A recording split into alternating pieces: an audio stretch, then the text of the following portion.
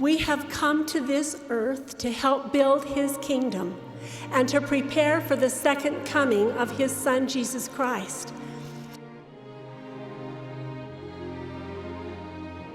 We are daughters of God. We are sisters in Zion. We have a divine nature, and we each have a glorious work to do. We have valiant hearts. We are resolved to do our part. We are here to serve a righteous cause. Sisters, in this cause, we are all valued. We are all needed.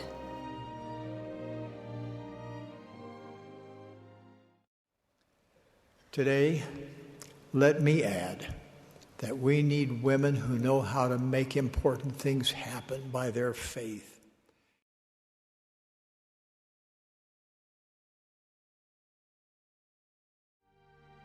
Then said the king's servants that ministered unto him, Let there be fair young virgins sought for the king.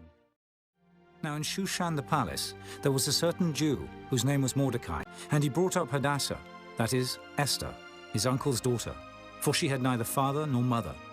And the maid was fair and beautiful, whom Mordecai, when her father and mother were dead, took for his own daughter. So it came to pass that Esther was brought also unto the king's house, to the custody of Hegai, keeper of the women. Esther had not showed her people nor her kindred, for Mordecai had charged her that she should not show it. And the king loved Esther above all the women, and she obtained grace and favor in his sight more than all the virgins, so that he set the royal crown upon her head, and made her queen instead of Vashti. And all the king's servants that were in the king's gate bowed and reverenced Haman, for the king had so commanded concerning him. But Mordecai bowed not, nor did him reverence. And when Haman saw that Mordecai bowed not, nor did him reverence, then was Haman full of wrath, and he thought scorn to lay hands on Mordecai. Wherefore Haman sought to destroy all the Jews that were throughout the whole kingdom of Ahasuerus, even the people of Mordecai. And Haman said unto King Ahasuerus, There is a certain people scattered abroad and dispersed among the people in all the provinces of thy kingdom, and their laws are diverse from all people. Neither keep they the king's laws, therefore it is not for the king's profit to suffer them. If it please the king, let it be written that they may be destroyed, and I will pay 10,000 talents of silver to the hands of those that have the charge of the business, to bring it into the king's treasuries. And the king took his ring from his hand, and gave it unto Haman the son of Hammedatha, the Agagite, the Jews' enemy. And the king said unto Haman, The silver is given to thee, the people also, to do with them as it seemeth good to thee. Then were the king's scribes called on the 13th day of the first month. When Mordecai perceived all that was done, Mordecai rent his clothes, and put on sackcloth with ashes, and went out into the midst of the city, and cried with a loud and a bitter cry, and came even before the king's gate. For none might enter into the king's gate clothed with sackcloth. So Esther's maids and her chamberlains came and told it her.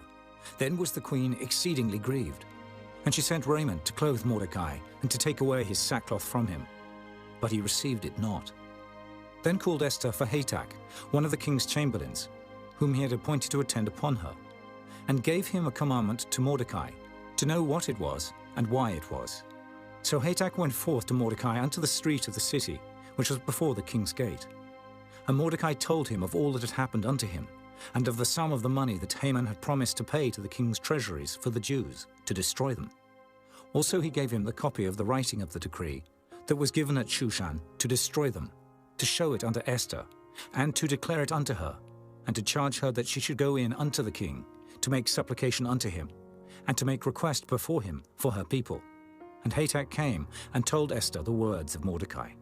Again Esther spake unto Hatach, and gave him commandment unto Mordecai. All the king's servants and the people of the king's provinces do know that whosoever, whether man or woman, shall come unto the king into the inner court, who is not called, there is one law of his to put him to death, except such to whom the king shall hold out the golden scepter, that he may live.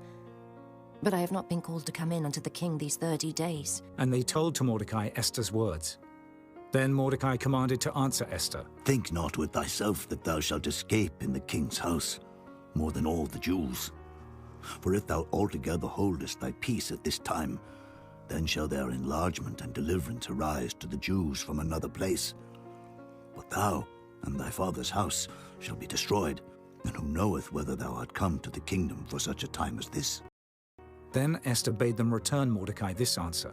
Go, gather together all the Jews that are present in Shushan, and fast ye for me, and neither eat nor drink 3 days, night or day. I also and my maidens will fast likewise. And so will I go in unto the king, which is not according to the law.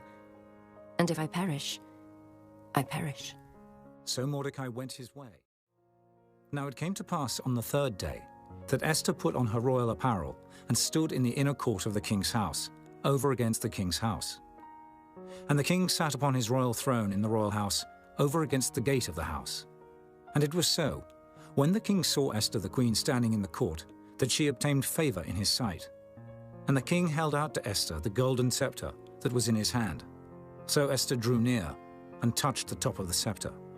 Then said the king unto her, What wilt thou, Queen Esther, and what is thy request? It shall be even given thee to the half of the kingdom. And Esther answered, If it seem good unto the king, let the king and Haman come this day unto the banquet that I have prepared for him.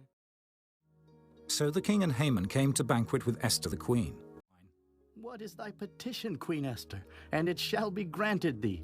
And what is thy request? And it shall be performed, even to the half of the kingdom. Then Esther the queen answered and said, If I have found favor in thy sight, O king, and if it please the king, let my life be given me at my petition, and my people at my request. For we are sold, I and my people, to be destroyed, to be slain, and to perish,